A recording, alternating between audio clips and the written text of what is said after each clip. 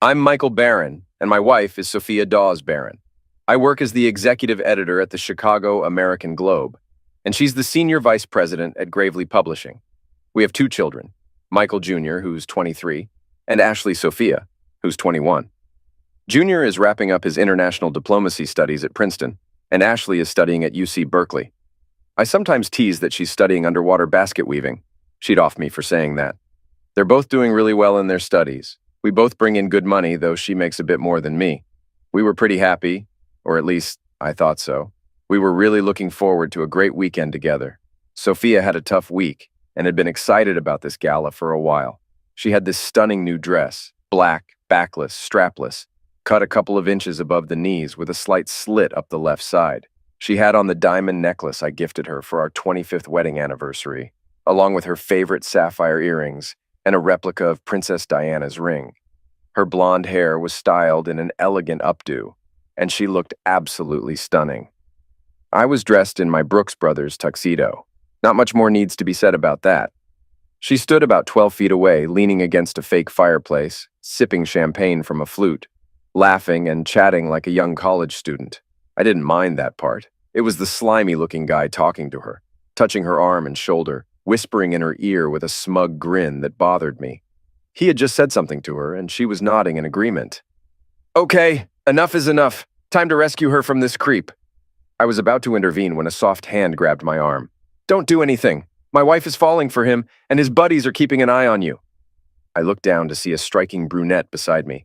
She pointed out a tough-looking guy about 15 feet away who seemed to be focused solely on me. Then she gestured towards the balcony doors where another man was standing watching the crowd. He's planning to take her out onto the balcony and make a move on her. He'll likely try to touch her inappropriately. That's his MO. If your wife doesn't give in, he'll move on to someone else. But he rarely strikes out. No offense. I observed my wife, still smiling, walking with Mr. Slime towards the balcony and out the doors. The two henchmen shut the doors behind them and assumed their positions. Turning to the woman beside me, who seemed melancholy as she took a sip of her whiskey sour, I inquired, "Who are you, and how do you know all of this?" "That was me 7 years ago," she revealed. I was taken aback. Lana guided me to position my back against the balcony doors, then proceeded to share her story. "I was here with my husband, supporting the children's charity event, and we were enjoying ourselves. We were planning to make a significant donation. He started talking to me. Before I knew it, he was touching my back and suggesting we go outside. I was drawn in by his charm and followed him out to the balcony. Once outside, he groped my chest and asked if I liked it. I was shocked, but intrigued. He teased me just enough to make me gasp, then slipped his hand under my dress and into my underwear. He inserted 2 fingers and I peeked instantly. Then he made his proposition. He wanted to take me home for the weekend. We would have passionate closeness, and then I would return home. It was supposed to be a one-time thing, never to be repeated. I went back to my husband and told him I was leaving for the weekend with the man. He stood behind me and watched as I left with him. That's what happened. My husband was crushed. He worked as an accountant. When I returned from the weekend, he couldn't even look at me. I tried to reassure him that it wasn't something we couldn't overcome, but he couldn't have closeness anymore. We grew apart. I started seeking casual encounters at night. He became more withdrawn. His job performance suffered, and he eventually lost his job. One night, I came home and discovered him in the basement. After that, I spent 7 months in a psychiatric therapy ward. My 3 kids were between 14 and 10 years old. They stopped talking to me. Someone must have told them what happened. My parents took legal action to gain custody. I don't know what they're up to, even though I have visitation rights. Once they were old enough, they filed for emancipation and cut ties with me. Glancing at her watch, she remarked, "It took about 15 minutes to turn me. He's been out there for about 12 and I..." Then she instructed me, "Don't turn around. Don't acknowledge them. Ignore them. If she tries to talk to you, don't look at her. She might claim she has something important to say. If she does, respond as you see fit, and we'll leave. Together." It'll really upset him, and it might make her reconsider. It could be the only satisfaction you get, at least for now. "We'll go somewhere to unwind and talk. Can you handle that?" "Keep an eye out." He heard her footsteps as she approached from behind. Placing her hand on his upper left arm, she began, "Michael, there's something I need to tell you." I shrugged her off and snapped at her over my shoulder. "Stay away from me. You're nothing but trouble. Say what you need to, but if you don't come home tonight, don't bother coming back at all. We're done, and I'll make sure you regret it." You have more to lose than I do. Miss Lana, I gestured, and we left. Michael, we need to talk, right now. The atmosphere had calmed down, and people stepped aside to let us through. We headed to the exit. How did you get here? I inquired. Car service? Allow me, ma'am, I offered. They brought my Lincoln to the front and opened the door. She got in, and I tipped the young man on the driver's side, got in, and drove off. I know a quiet place where we can talk if you're okay with that. Great idea, Michael. I could use a drink. We drove to the corral, a relatively quiet spot catering to an older crowd. After parking, we entered, found a table in the back, and ordered drinks and appetizers. She shared what was left of her story, and I filled her in on Sophia and me. She was a college professor and faced a setback in her career when the news broke. I mentioned I was the executive editor at the Chicago American Globe, with 6 years in the Air Force, specializing in special operations, and nearly 20 years as a reporter and journalist. I detailed my background. We had 2 kids, Michael Jr. and Ashley Sophia, both away at college. So what are you planning to do? Do? I can't even figure out what I'm feeling, let alone what actions to take. If she's not home when I get there, it's time for drastic measures. She'll pay, and he'll pay. Oh God! And tears started to stream down my face. She grasped my hand, looking at me as if the world was ending for both of us. I examined her face and realized I could get lucky if I wanted to. But I couldn't. If there was any hope of reconciliation, I couldn't. Listen, I'm sorry, but rebound closeness isn't my style. I need to go home and handle this. Please give me your number and contact details so we can keep in touch and maybe discuss things. Also, I need that jerk's name so I can start his downfall. She took my phone and entered her full name, Lana Tooley, along with her phone number and address. Michael, you're a good man. You've been wronged. I hope for more, but I understand your decision. Go home and try to sort this out. Best of luck. I settled the bill, and we left. I dropped her off at her townhouse, and she went inside. I drove home and entered the house. Sophia wasn't there. Okay, she's made her decision. It was 12:39 a.m. I grabbed my cell phone and dialed my best friend, Steve Dawson. He was also my attorney. We had served together in the Air Force and often joked about how he became a lawyer while I landed a respectable job. A tired voice answered, "Hello? Michael? What's up, Mike? It's almost 1 in the morning. Is everything all right?" "No, Steve, it's not. I need you here at 10 a.m. tomorrow, ready to go into lawyer mode and maybe even best friend mode. I'm filing for divorce." Now I had his full attention. I could hear his wife in the background. "It's Mike. We have a problem. You went to that event, right? Sophia met Darren Watson, didn't she? Oh man, you didn't know. Just make sure you're here, Steve, please. For me. No problem. I'll be there." I started making a list of things to do. I searched for a bonded locksmith and jotted down his number. Then I went online and found a website that buys cars for cash with clear titles. I had bought her a BMW for our 24th anniversary. It was registered in my name. I made a note of their contact details and packed 2 small overnight bags with underwear, clothes, and shoes. I left them by the front door and went to bed. I woke up at 7 a.m., made some coffee, and turned on my computer to check the newsroom. I saw that Joe Spillane, an investigative reporter, was working. I called Joe and asked him to dig up everything he could find on a guy named Darren Watson. I stressed that this was confidential. "No problem, boss. I'll get right on it." Still no sign of my soon-to-be ex-wife. It was nearly 10 o'clock, and I was feeling more and more down. I called the car buyer and told him about the BMW I was selling with a clear title and valid Illinois registration. He asked for the model and make and quoted a price. "A 2-year-old BMW, huh? How about $2,000? He sounded surprised and asked if it was stolen. "Nope, but you'll have to pick it up." "Where are you located?" I gave him my address, and he said he'd be there in 25 minutes. "Don't sell it to anyone else. Wait for me, Andy," and he hung up. About 10 minutes later, just as I finished the call with the locksmith, my friend Steve arrived with his paralegal, Dottie. We went inside, and I treated them to coffee and English muffins. About 20 minutes later, Andy showed up. I showed him the car, registration, and title. He wanted to know if there was anything wrong with it. I told him it was in good shape. I just didn't need it anymore because of the divorce. "Well, I'm glad you're not divorcing me," he joked. They brought a flatbed tow truck, and I signed all the paperwork. Andy paid me and took the car. I shook his hand, and he wished me luck. Still no sign of my cheating wife. I went inside and found my lawyers working hard in the dining room. The divorce papers were ready, and they had prepared a restraining order. They were also working on the lawsuit for alienation of affection. Steve asked about the car, and I told him I sold it because I didn't need it anymore. You didn't do anything illegal. It's a bit sneaky, but hey, it's impressive. Let's handle the financial stuff online.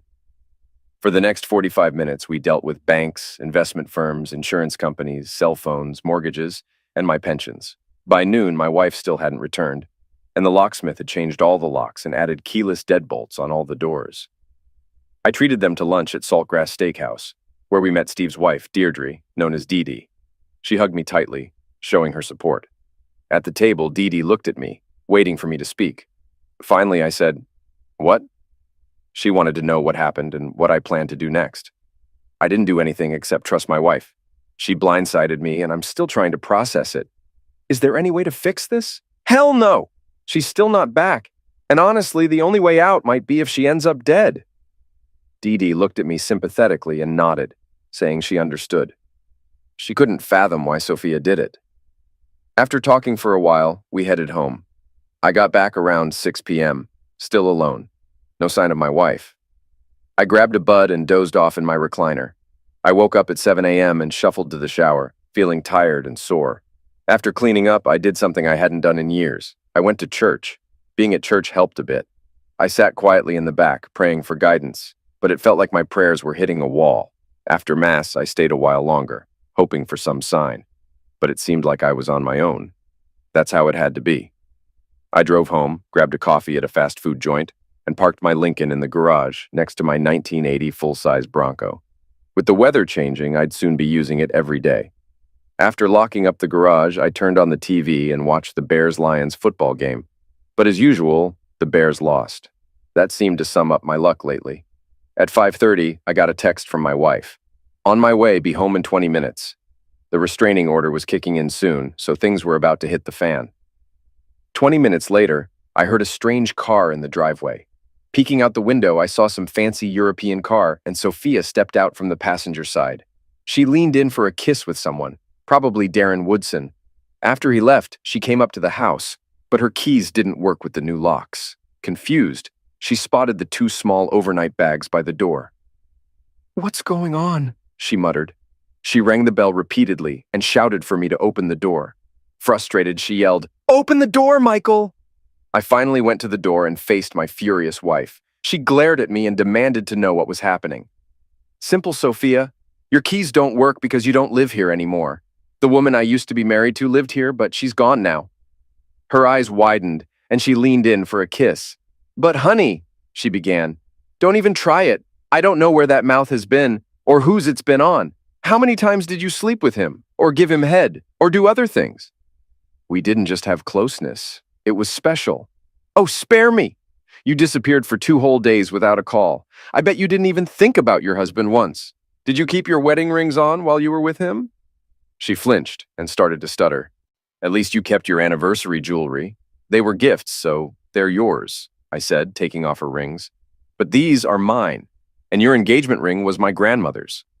Remember when I proposed to you? You won't need these anymore." She started crying and shaking. "Why are you doing this?" she blurted out. "It was just act. I had a right to it. You don't own me." She was regaining her confidence. "You need to let go of your pride, Michael. We need to move on." "You're right, and I've been trying to do that. Here, this is for you." I handed her an envelope, and she looked at it confused. "What's this?" she asked. "Money. I sold my car, the BMW.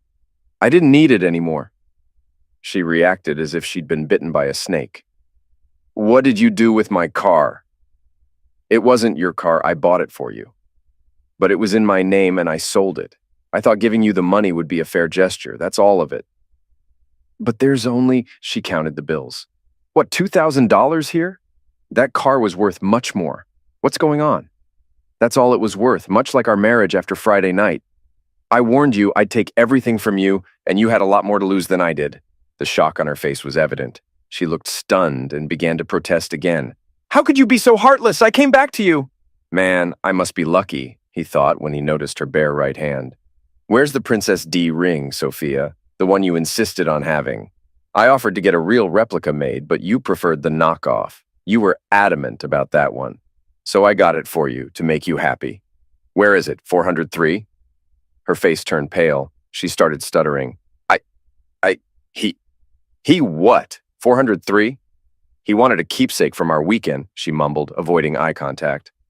So, not only did you give away yourself, you gave away the ring you claimed to treasure. She blushed and nodded. He checked his watch, 6:03 p.m. Get out, Sophia. We're done. No, I want to come inside. This is my home. Not anymore, it isn't. He slammed the door and bolted it shut. Leaning against the sturdy oak, tears welled in his eyes, finally feeling the hurt. She continued ringing the doorbell, pounding on the door, shouting for him to let her in. He dialed 911. 911, what's your emergency? Police, fire, or medical? I have a restraining order against my soon-to-be ex-wife. She's outside, screaming and causing a scene. Send someone quick. Minutes later, he saw 2 police cars arrive, lights flashing. 4 officers approached his wife, while 2 came to his door. He handed them the restraining order and they verified it with the station. He then gave them her copy, requesting discretion. Meanwhile, his wife received the notice and erupted. The officers calmed her down and she yelled, "Where am I supposed to go? Go to hell, Sophia. I couldn't care less." The officers informed her she had to leave and escorted her and her bags to the curb. She hailed an Uber using her phone. Apologizing, the officers waited as she directed the driver to the Peninsula Hotel. She hopped in and drove off. Arriving at Gravely Publishing, Sophia headed to her office on the 10th floor. Her executive assistant, Jessica, awaited her, noting her 30-minute tardiness. Jessica followed her inside. "Is it true?" Jess asked. Sophia snapped to attention, facing her friend and assistant. "What on earth are you talking about? Everyone's talking. You and Michael, the gala on Friday night." Sitting down, Sophia admitted, "Yes, we were there. What about the rest of the weekend?" "I'm not sure what you're getting at," Sophia replied. "You left with that guy, that creep, abandoning Michael. Oh God, you poor thing." Jess slumped into a nearby chair, crying. Sophia was taken aback, staring at her friend. "How did you know? I haven't said a word to anyone. How did this get out? And who else knows?"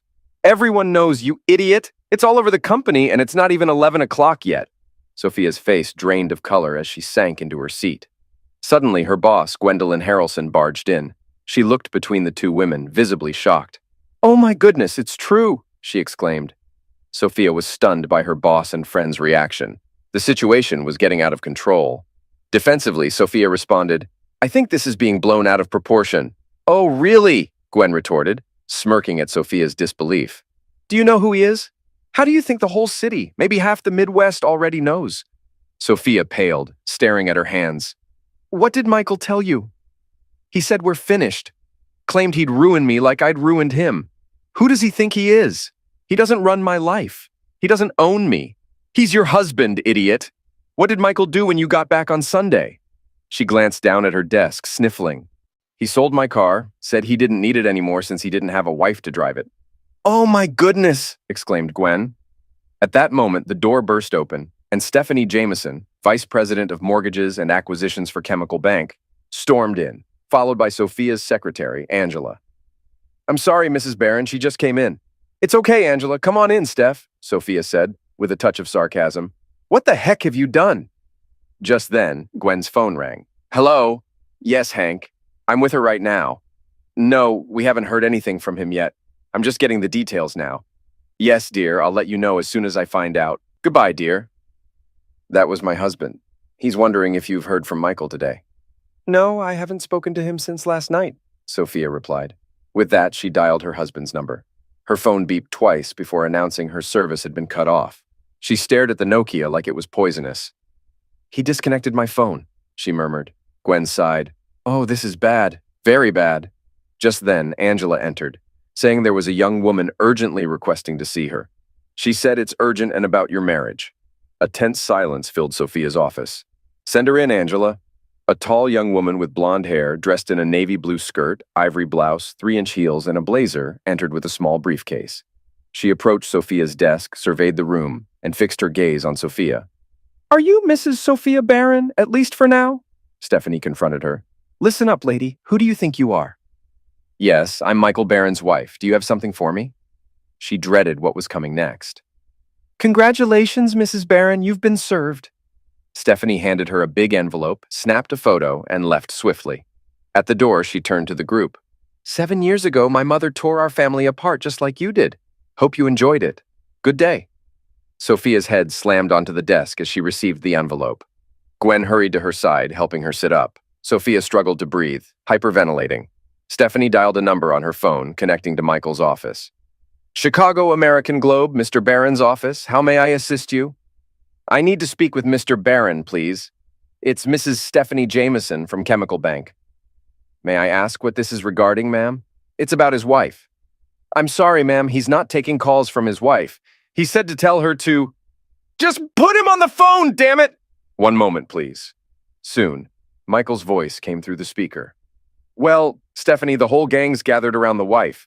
I bet Jessica and Gwendolyn are there too, with the cheating queen. What do you need? Michael, you're being unreasonable. She's a wreck, and you're not helping. What's your plan here? Ask her what she thought would happen when she took off for her closeness-filled weekend. Tell her to lawyer up and talk to them. I won't talk to her until we sit down with our kids on Saturday. Goodbye, Stephanie. Click. Oh no, Gwen exclaimed. You're in deep trouble. Well, Stephanie retorted, your only hope is to bear it all and beg for mercy. Oh wait, you already did that this weekend, didn't you, dummy? Sophia's head thumped against the desk once more, the sound echoing in the office, but no one rushed to help her. Michael ended the call and dialed his son in New Jersey. Michael Jr. was in a serious relationship, and Michael hoped this situation wouldn't impact it, but they needed to talk. After 3 rings, his son answered, Hey, Dad, what's up? Not great, son. How's Tara? She's good, Dad. What's going on? Is Mom all right? She's physically okay. I need you and your sister here for a family meeting on Saturday. Tara can come too. 2 tickets will be waiting for you at the counter on Friday. Janine will give you the details. Don't ask questions. Just be here. It's important. Dad, what's happening? You're scaring me. Son, I haven't talked to you like this in over 10 years, but I need to now. Trust me and do as I say without questions. He hung up, deciding not to influence their opinions about their mother. He'd let them decide for themselves. The conversation with his daughter went similarly, but she seemed more emotional. She agreed to see him on Friday. The rest of his day passed quietly. He consulted his lawyer and updated his private investigator on the progress with Darren Watson. Back at Gravely Publishing, the women gathered together, trying to offer support to their friend Sophia, who was overwhelmed with babbling and tears. What have I done? What have I done? Sophia was inconsolable, unable to grasp reality. Eventually, Gwen took charge. We need to pull ourselves together and level the playing field, she called a friend on her cell phone. Hey, Carolyn, it's Gwendolyn Harrelson. Can you represent a friend of mine in a divorce? Her name is Sophia Barron. Yes, her husband is Michael Barron. Wait, what? Oh, I see. Thanks a lot.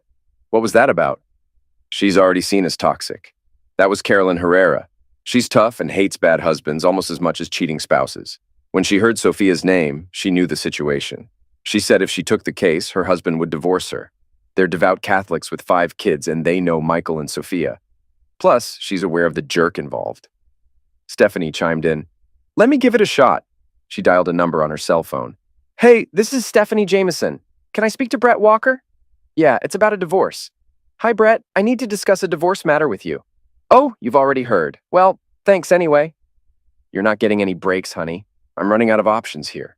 He heard about what happened and basically said, You brought this on yourself. He also mentioned he wouldn't challenge Steve Dawson on this for anything. Sophia's head dropped to her desk again, this time landing on her arms. So I reached out to some pals who could stir up trouble discreetly. Nothing too serious. I didn't want them getting caught. Sugar in the gas tank, paint balloons on his fancy car. After that, they went to work on the car with an air grinder and a rotozip tool, messing up the hood, sides, roof, and rear deck. Then they flattened the tires and slashed the sidewalls. Those pricey Michelins were ruined. This retaliation was going to keep happening for a while, and I wasn't worried about the cost. She had a hard time finding a lawyer, but eventually she found a feminist lawyer willing to take her case. So it all boiled down to the family meeting. Friday was chilly in Chicago, almost as cold as it was at home. The kids flew in from both coasts. My son brought along his soon-to-be fiancé. I hoped he was making the right choice. This meeting was going to be emotional. Their mom was still staying at the hotel, and they didn't understand why. I told them they'd have to talk to her the next day. They asked where she was. She's staying at the Peninsula Hotel. If you want to see or talk to her, try there. I've tried, Dad. Her cell phone isn't working anymore. Why would that be? It's disconnected. Call her workplace or leave a message at the front desk. I wonder why she hasn't called you yet. Hmm, interesting. My daughter looked at my son and his fiancée and asked, "What's going on?" "Your mom has a problem. I can't talk about it. Talk to her, please. You'll understand if she talks to you." They tried to reach her but couldn't. Through her secretary, she said she'd talk to them Saturday morning at 10 a.m.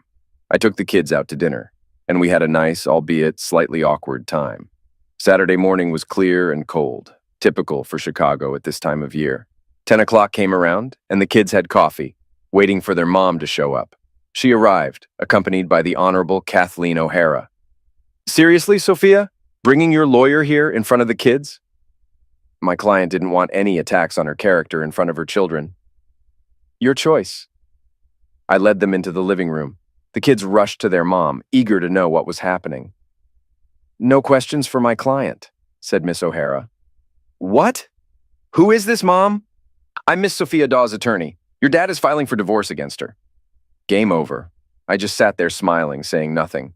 Steve had advised me to either speak the truth or stay silent if this happened. Looking back, it was wise counsel. My son spoke up first. "What's going on, Mom? Please direct all questions to me." "What's happening, Mom?" Ashley asked. "Talk to me, miss. I'm your mom's spokesperson." "Mom, is this true?" "Miss Barron, don't make me remind you again." That's when Tara intervened. "Shut up, bitch!" Needless to say, Miss O'Hara was taken aback. "And who are you?" "I'm Miss Tara Longoria. I'm Mr. Michael Barron Jr.'s fiancée. That makes me family, more than I can say for you." Now, this was getting interesting. Michael Jr.'s mom didn't know about this. Actually, I hadn't realized how serious it was until I saw the diamond on her left hand. I grinned, stood up, and hugged my new soon-to-be daughter-in-law. Then I turned to my smiling son, hugged him, and shook his hand. "Congrats, son." He grinned back, saying, "Watch out, old man. You know she's taken." All the while, his mom seemed to be in shock. "Oh, my baby!" Sophia exclaimed. "Sorry, Mom, you need to speak through your mouthpiece," her child reminded her. She choked up. Miss O'Hara announced, "I think we are done here," and got up to leave. That was the last straw for me. "Sit down, witch. This is a family meeting. You knew that and still brought a lawyer. You can either stay quiet or get out. Her kids and I need to talk to Sophia. Got it?" The room fell silent. Miss O'Hara reluctantly sat back down, looking embarrassed. "Now, Sophia, aside from today, I haven't said anything to our kids yet. You're up first. Don't mess it up." I glared at the lawyer when she started to speak. She quickly shut her mouth. Flustered, she finally managed to say, "Your father wants a divorce." Michael gave me a deadly look. "Why, Mother?" She averted her gaze and whispered, "I don't know." Michael, Ashley, and Tara gave me piercing looks. I was in trouble, but still held some cards. "Really, Sophia, is that how you're handling this?" She began to cry. "My turn?" she sobbed again. "Fine. Your mother and I attended the children's gala last Friday. She mingled with a man who offered her a weekend of pleasure, promising her experiences she'd never forget. He did that to her on the ballroom balcony. Women who had been in her position before warned me about his intentions. Then they left together, and she told me she was going home with him for the weekend. I feel terrible for not intervening. She's an adult and can make her own choices, but I regret not standing up to him. I could have caused a scene, but I didn't. I feel ashamed and embarrassed. Your mother, however, went ahead with what she wanted, just as predicted. I didn't hear from her until Sunday afternoon around 4:45 when she texted me she was on her way home. She got home around 5:25, dropped off by him. I was getting angry. She walked up like nothing happened. Her keys didn't work because I changed the locks. I didn't want to risk her bringing the guy into our home. "You sold my car." "I already told you it was my car. I bought it and it was in my name. I gave you the money for it. I didn't give it away like you did with your body." She started falling apart, mascara and eyeliner running, tears streaming down her face. But you know what hurt the most? She wore her diamond necklace, the one I gave her for our 24th anniversary, and her Christmas sapphire earrings to the party. When she came home, she still had them, along with her wedding and engagement rings. I took those back because we're no longer married, and the engagement ring was my grandmother's. But you know what she didn't have anymore?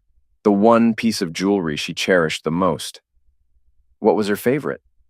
The one she loved, even though it was just a cheap copy. The one I promised to replace with a better version. The ring she always wore. My kids knew immediately. "Lady Di's ring," they said. Sophia collapsed, crying. Yeah, Lady Di's ring. She lost that. And you know why? Please, Michael, stop, please.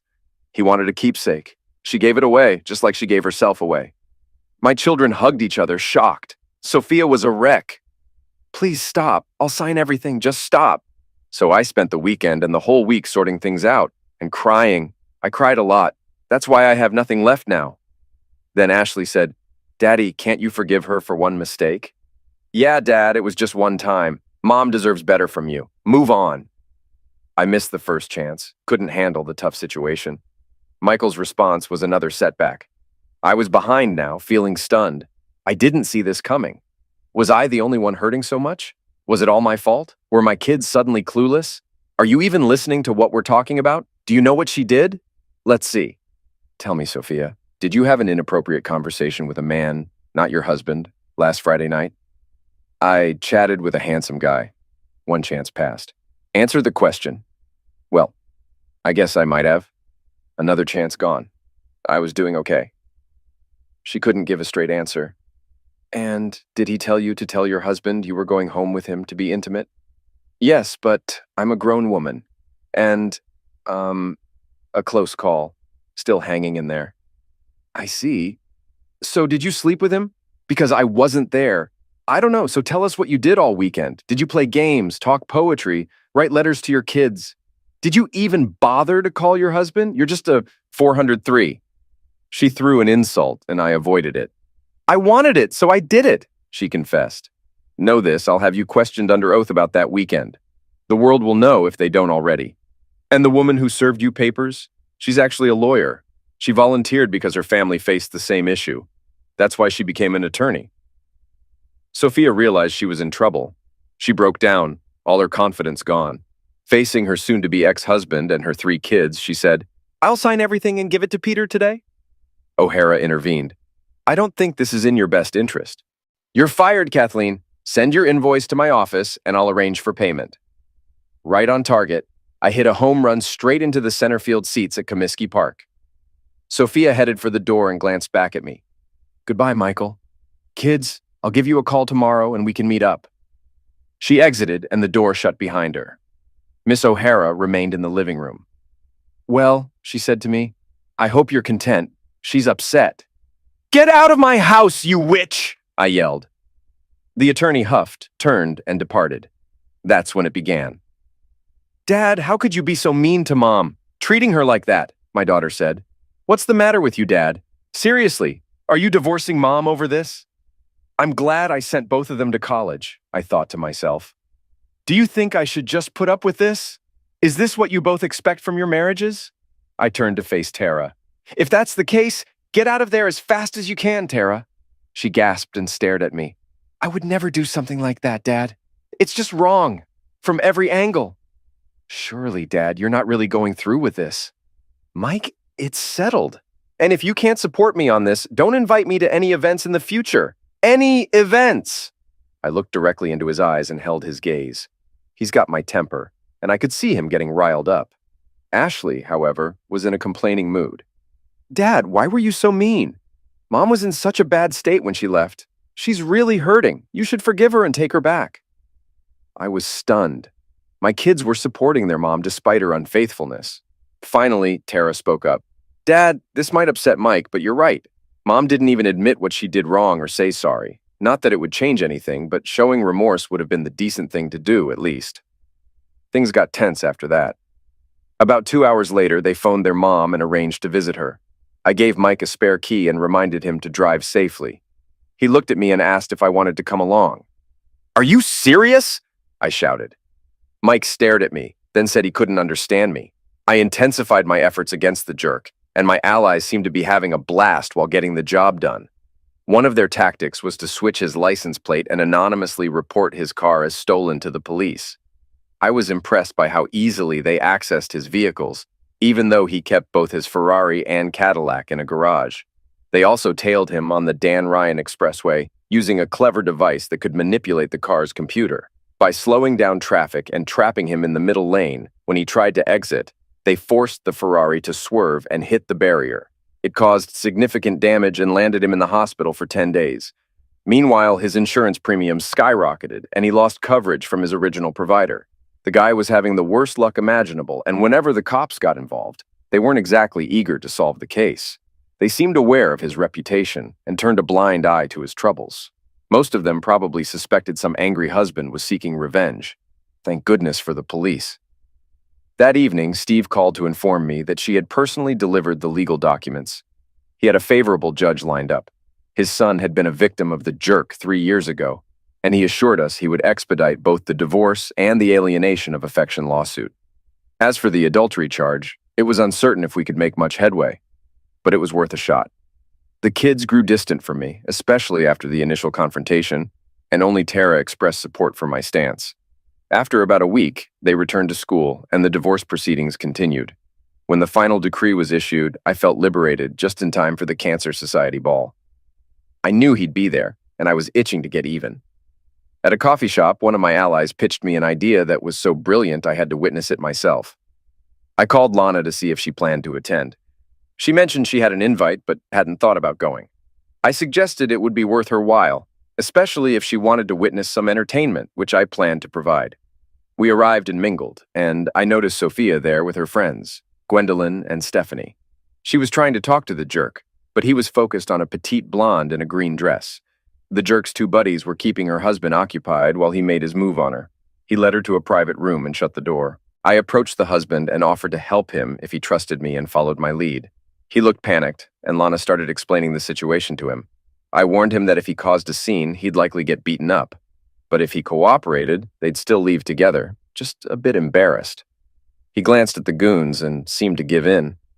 I promised to connect him with people who could assist him and suggested he could embarrass his wife enough to get an apology. Reluctantly, he agreed. As they emerged from the side room, with the wife leading, we followed closely behind. They stopped to grab their coats while the goons arranged for the Cadillac to be brought around. We exited just as they were opening the back doors, and they got in, with him grabbing her and kissing her. After they closed the door, the second goon got in the front passenger seat. The husband was on the edge, but I urged him to wait. Now my friend's plan involved 2 of his associates who worked at an auto detail shop. They had given the jerk's office a discount coupon for interior cleaning and a free car wash. While they cleaned the car, they planted 3 smoke bombs that smelled like skunk under the seats with electronic detonators. The car's brake lights blinked, and it slowly started moving. After about 10 feet, it suddenly stopped, hitting a taxi with its front right side. The doors swung open, and 4 people stumbled out, coughing and retching with smoke billowing around them. The blonde's dress slipped, and her panties ended up on the pavement outside the car. The woman's husband rushed to her side, though he wobbled a bit from the smell and smoke. I smirked as the jerk struggled to stand, his injured leg making him hobble. Just then, the police arrived as the jerk moved towards his former lover, but the husband intervened, landing a punch to his stomach and a kick to his groin. Down he went.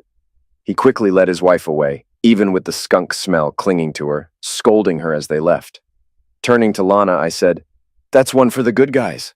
I had given the husband my business card with my cell number and told him to call me the next day. I dialed a speed dial number on my cell. "Hello?" the voice answered. "Great job," I said. "Thanks," he replied, and the call ended. I gave the husband my card and told him to reach out if he needed to talk. Lana and I headed to her townhome where things quickly heated up. We ended up in her bedroom, exploring different kinds of intimacy. While I hadn't been celibate since my divorce, this was a new level of connection for me. Lana and I reached the bed, where she pushed me down and went to work on me. She took me deep, leaving marks as she nibbled, then climaxed intensely. It was all about her, using me to purge her guilt. She cried out her late husband's name as she continued. It was overwhelming. As she sobbed, I lay there stunned, trying to process it all. Lawrence, her late husband, was clearly on her mind. She collapsed, crying, and then composed herself, apologizing for her outburst. I reassured her, understanding her pain. We talked, acknowledging the emotional intensity of the moment. I wasn't sure what I felt for her, but there was a connection. After some rest, I showered, dressed, and kissed her before leaving. She asked if I thought she'd be okay, and I assured her I'd call. In the following months, Lana and I grew closer while family matters progressed. My son got married, and despite the past, they invited his mother, with the expectation that I'd handle it. I assured him I would, but I didn't show up. Tara's folks were clueless about the situation, and they weren't happy with me. Tara's wife filled them in, which shocked her mom and ticked off her dad. Their Italian family promptly cut ties with my ex-wife, with Tara's grandma even spitting in Sophia's face. Things escalated when one of Sophia's friends hit on her, leading to a scene. She broke down and left the reception. I sent Tara a nice note and a check, and I sent her parents a letter explaining why I couldn't be around Sophia. I also emailed my son a blunt message. The wedding had taken place in Kenilworth, New Jersey. A year later, my son and daughter-in-law welcomed a baby boy named Michael Giovanni Barron, honoring his dad and both grandpas. Tara invited me to the christening, which thrilled me. I traveled to Newark, New Jersey, rented a hotel, and attended the ceremony at St. Michael the Archangel Catholic Church in Palisades Park, New Jersey. Meeting my namesake was a joyous moment, but then I spotted Sophia entering with someone, and I almost lost it. She came over and I turned to my son, asking if she was there. Tara pleaded with me to stay calm just this once. "Sorry, honey," I said, handing her an envelope, and then I left. Back at the hotel, I checked out, headed to the airport, caught the next flight to Chicago, and returned home. I nearly had to change my phone number afterward. Childish? Maybe, but it is what it is. Time passed, and Michael landed a job in Chicago with the Justice Department. When I called to congratulate him and Tara and ask about my grandson, I heard her voice in the background. "Who's calling?" I heard from the background. I ended the call and powered off my phone. After that, I kept to myself mostly. The only person I really talked to was Lana, who had become both a close friend and a bedmate. My campaign against Darren Woodson seemed to still be working. Woodson was trying to figure out who was targeting him, but he couldn't. Even my son and daughter-in-law knew about it. It was still small stuff, but it was becoming legendary. Time went by. About 3 months later, Tara called me at work. "Dad, next Saturday is little Michael's 3rd birthday. We're throwing a party and want you there." "I'd like to, sweetheart, but you know how I feel. I'm not good company, and I don't want to spoil it for—" "Mom isn't invited. I told Michael, your son, that she's not welcome that day. I'll cut him off if he invites her or asks her to come." "I really admire this girl. My son doesn't deserve her. I'd be honored to come." I got the details and cleared my schedule for the day. I called FAO Schwartz and ordered a Tonka dump truck, just like the one I had as a kid. I had it wrapped and sent to my office. Michael had one for Christmas one year, and it was a hit. No fancy electronics, just metal and rubber tires. They were always popular, especially with grandpas. I arrived at 10 a.m. on Saturday. We had a great time. Lunch, cake, coffee, and then presents. I chatted with Tara's parents, and they said they could see why their daughter thought highly of me. Tara's dad loved the dump truck. Reminds me of the one I had when I was a kid. Good choice, Mike. I liked him. Little Mike played with the truck all over the backyard until he got tired.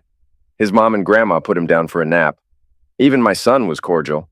He brought me a beer and suggested I relax in the backyard. I took his advice and found a chair in the lawn. Life felt good as I took a sip of Bud.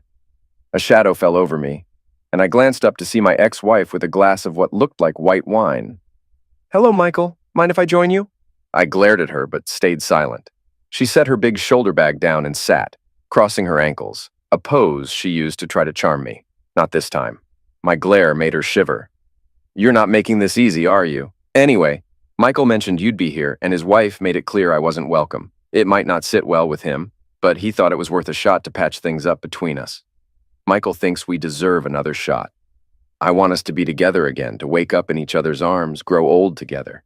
I've been lonely these past years. What do you say? Can we try again?" I looked her over. She'd aged a lot, gained some weight, developed a nervous tic. She never apologized, just launched into her speech. I wondered where the woman I married had gone. I sighed, finished my beer, and got up. "Well," she asked, "what's your answer?" "Not just no, but hell no, Sophia. I've been through hell these past 3.5 years because of you." Maybe harsh, but it felt good to say. I walked away. I went up to the patio, then through the sliding glass doors into the kitchen, where I ran into my son, who grinned at me. "So how'd it go, Dad? Not too bad, huh?" A gunshot rang out, and screams filled the air as guests rushed outside. I grabbed my son's arm. "Your mother might be hurt. Go check on her." He paled and hurried outside. I grabbed a water bottle, went to the living room, and sat alone on the couch. The police arrived, taking statements. A .40 caliber can cause a lot of damage. I answered their questions, explaining I hadn't spoken to my ex-wife in years. I spoke with my daughter-in-law, comforting her through tears. Then I left for home. Lana called, having heard the news. I assured her I was handling it. She asked if she should come over. No, I'll manage, but thanks for offering. On Monday, I called in Stu Phillips, our top crime photographer in Chicago. Stu had won many local and national awards for his photography. Stu, I need a favor. My ex-wife took her own life at my grandson's birthday party on Saturday. Most folks have heard about it, boss. We're sorry, even though you two weren't close. Thanks. I appreciate it. Do you have connections with the forensics team? Can you get me photos of her skull, her head? Color, 10 by 12 would be ideal. Stu gave me a curious look, thinking it over. It's a bit unusual, but I can make it happen. I know some folks who owe me a favor. Might be a little weird, though. Thanks, Stu. I owe you one. I'll get it done in a few days, boss. A plan started forming in my head, adding to my revenge campaign. The wake lasted 3 days at a fancy funeral home on the west side. Her casket remained closed due to her appearance. She had many friends, with hundreds attending. I wasn't there. Word had it that my absence didn't go unnoticed. The day of her funeral was gray and rainy. I felt cold and damp. The procession included 4 flower cars, 3 limos, and the hearse, with about 60 cars following. Again, I wasn't among them. I stood at the cemetery, watching from a distance in the misty rain. I observed as the coffin was carried to the grave. Despite the weather, a large crowd gathered, and the priest said kind words. It made me wonder who he was talking about. I was surprised he even showed up, considering the circumstances of her death. My son was scanning the area, probably searching for me. After the service ended, people began to depart. Soon, only immediate family and close friends remained. As the crowd thinned, it eventually dwindled down to just my kids. They headed to the limos with my son lingering at the back door of the Cadillac, scanning the surroundings. Eventually, he gave up and got in. The car slowly made its way out of the cemetery and disappeared into the mist. I left the trees just as the groundskeepers were preparing to close the grave. Approaching her coffin, I briefly contemplated an act of defiance. However, all the anger and hatred had dissipated. Somehow, I didn't know how, it had all faded away. Looking down at the woman I once loved, I sighed and bid her farewell. I forgive you. Even if you don't acknowledge your wrongs, I forgive you. I used to love you, but not anymore. Arriving at work the following day, I found a large envelope on my desk. I hesitated before opening it, knowing what it contained. Eventually, I gathered the courage and took out the photo.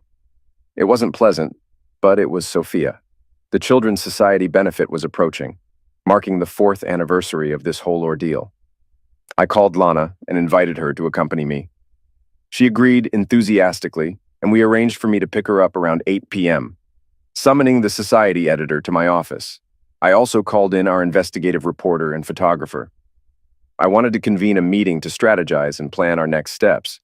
They gathered, and I explained my plan. Next weekend, I want to publish that expose on Darren Woodson. There were murmurs of approval. Only verified, factual, legally affirmed accounts, supported by depositions and sworn statements. No guesswork. We should have enough evidence to bring him down. I want photographers at the event to capture everything. Then we'll interview the organizers to tally up the proceeds. Can we make this happen? I don't foresee any issues, boss. We'll be ready to publish by midnight on Friday with space for any new photos. Thank you, everyone, I said. A week later, I escorted Lana Tooley to the children's charity event. After checking our coats, we mingled with friends. There he was, moving through the crowd like a predator, searching for his next target. He spotted a pretty brunette with long hair, whose husband had gone to the bar for drinks. Her champagne glass was nearly empty. She smiled as Woodson approached her and whispered in her ear. Blushing slightly, she leaned in closer to him. He brushed her arm and then her shoulder. She shivered and moved closer to him. I noticed one of his henchmen positioning himself near the balcony doors, while the other began to approach the husband. Sensing trouble, the husband turned and confronted Woodson, who intensified his advances. Turning to Lana, I said, "Now!" She stepped away from me and moved closer to the second henchman, waiting. Woodson whispered in her ear, took her arm, and led her towards the balcony. She grinned, seemingly enjoying herself. I stepped in between them and spoke up.